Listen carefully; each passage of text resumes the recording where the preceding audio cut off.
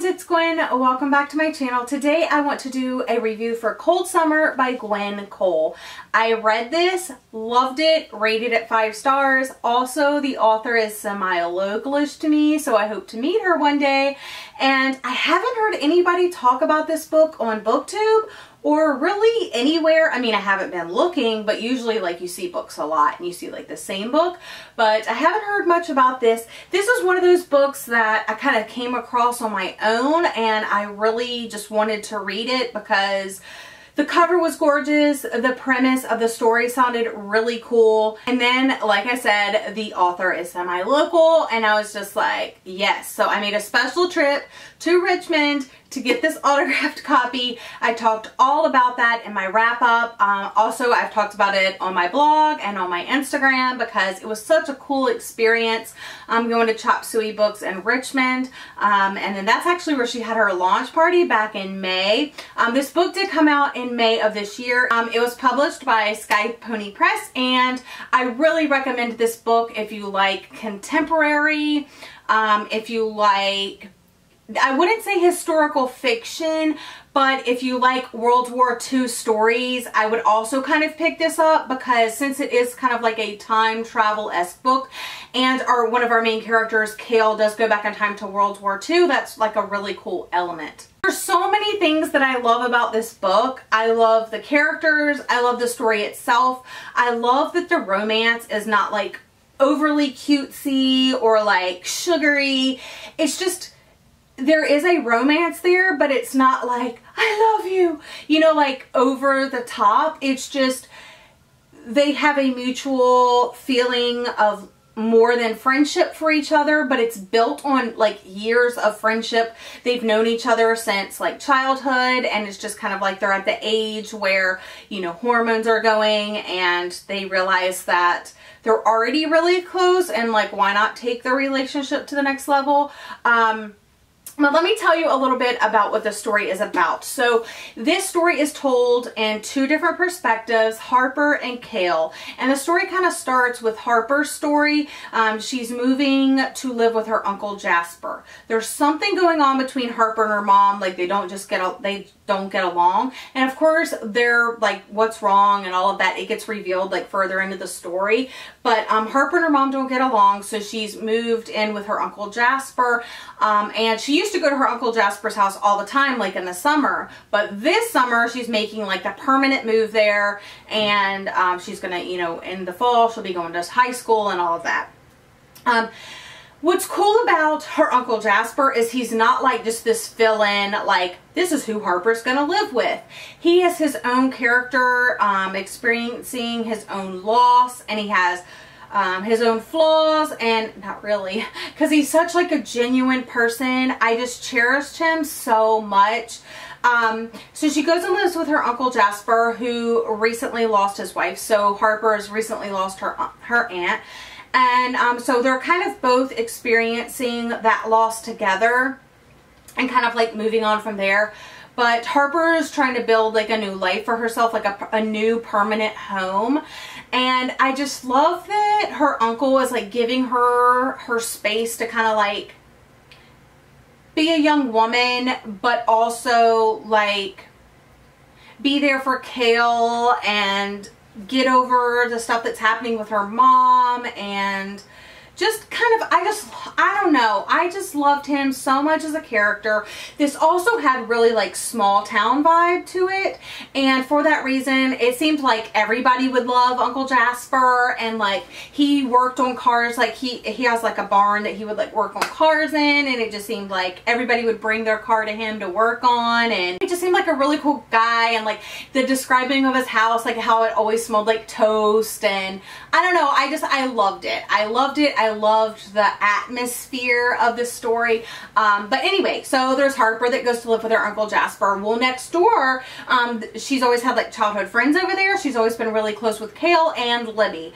But Libby has actually gone for the summer to live with her mom because Kale, Libby, and Bryce's mom and dad are separated or divorced, and just the dad's living there and the mom's somewhere else. So Libby went for the summer to stay with the mom, and then Bryce and Kale are still there with their dad, who also is like a whole nother side of the story.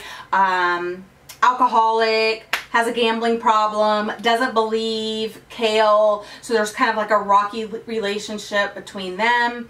And now, you know, at least she has Cale, but she comes back and she realizes that Cale has not really changed, other than he's dropped out of high school. So he's kind of like dropped out of high school, but he's still doing the things that he has always done, and that is disappear for like a few days at a time, and then he always like turns up after a couple of days. Not really a spoiler, it's part of the story, but Cale is a time traveler, and in this particular story he has gone to other places, but in this story he's going back to be a sharpshooter in World War II. So he is killing people. He's seeing his friends die. There's a little bit of PTSD going on. It's just kind of interesting because he's told his brother and he's told his sister and he's told his dad, but his dad doesn't believe him like at all. His brother and his sister seem to believe him.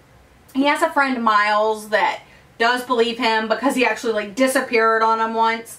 But all of that is explained, like the time travel. It's not like super in-depth sci-fi explained, but it is explained like how would that be possible and no one would like know that you're disappearing and, you know, stuff like that. So that part is explained, which I appreciated, of course.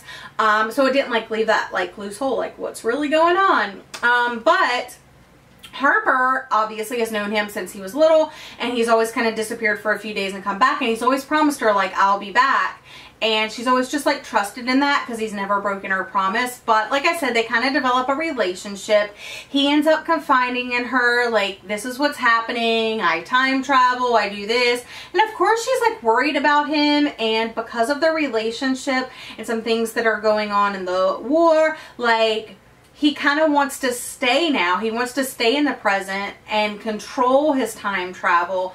And Harper kind of tries to help him do that in a way. All of the stuff that all of these people blurbed on the back, quietly intense, filled with simple beauty, heart-wrenching ride through past and present, beautifully explores the bonds of friendship, or the bonds of family, but also I believe friendship, because there are two kind of friends, Grace and Miles. They're dating, but Harper kind of meets Grace and Gracie and becomes friends with her, and then Cale and Miles are kind of friends, so they kind of try to go out on like a few like double dates and stuff like that. There's so many themes woven into this story, like I said, about friendship and family. Not only the ones that you're born into, but like the ones that you create for yourself. Especially for Cale, he's really had to create his own little family away from his dad, because like I said, his mom's, they're separated and his dad doesn't believe him, so the relationship is rocky. So he's really had to lean on Uncle Jasper, his next door neighbor, and his friend Miles, but really he's internalized a lot of it until he could finally lean on Harper as well. And then Harper having to leave her mom and like lean on Uncle Jasper, and then Cale as well. So I just love this dual perspective story. I could go on and on and on about all the things I love about it. Harper is also a gamer. She likes to play Xbox, so that's also in the story. Cale has a really cool beat up Mustang that I just want to own for myself. And like I said, it has that small town vibe going on. It's not like your typical read, I don't think. This is like one of those quiet books that only like the cool people are gonna read and know. I really did love it. I rated it 5 stars. Highly recommend, obviously. Yeah, I just, so good. There's so many like layers to the story, and I just think that you definitely need to pick it up.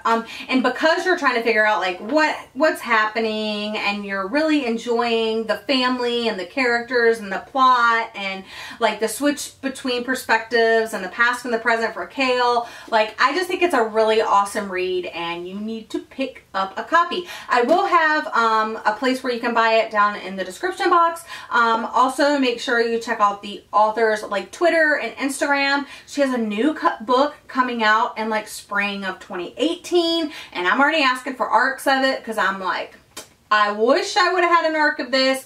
Anyway, that's all for today's review. I know it's like a little bit rambly, but this is like one of those books that there's just so many great things to say about it.